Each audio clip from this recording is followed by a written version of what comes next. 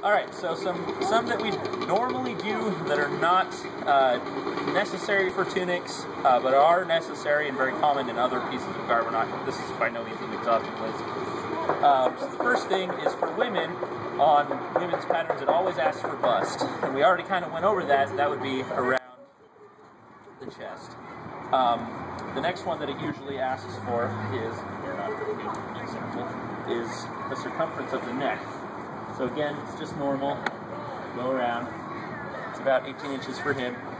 When you're utilizing this particular feature, or excuse me, this particular measurement, you want to check your pattern because it will tell you how much seam allowance you need to add.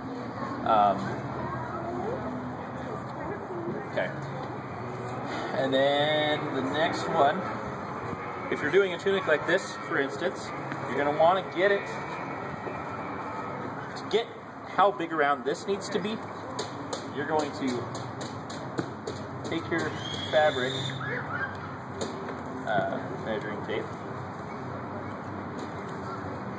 you're going to put it around, have them move their arm. Good, move your arm. Sure. See, so it's not going to move anywhere here. That's what we need.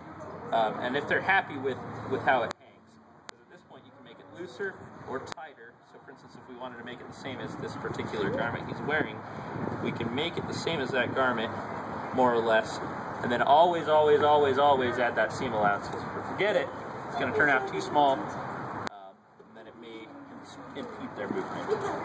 I think that was it for that particular section. Now we'll go ahead and talk about the 3 measurements that you're going to typically need for pants. Again, you've got your measurement at where they wear their pants.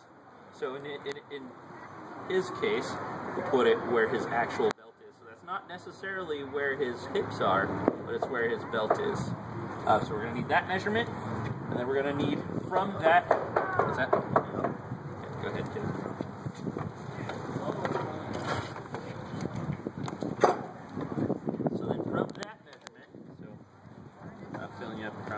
So measure from their belt all the way down to where they want it.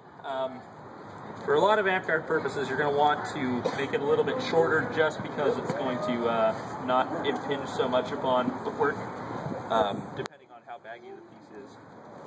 So we measure down from here, and then we're going to get the inseam, which is the one you get all uppity about. So you need to measure up in here, down to where it ends. This is essential because if it's wrong, he's not going to be able to wear it. He's going to be all bunched up. Might not be such a big deal for women, but it's a pretty big deal for men. Usually for this one, I'll actually shorten it a little bit, just because that gives me a little bit of extra room. But it's crucial that you don't shorten it too much, because if you shorten it too much, then you're going to rip out the crotch.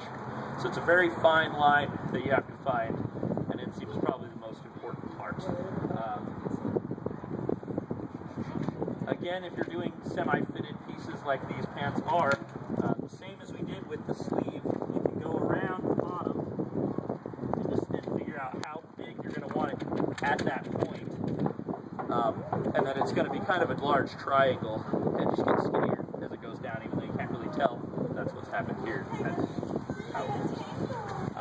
You guys have any questions? No? No? Okay.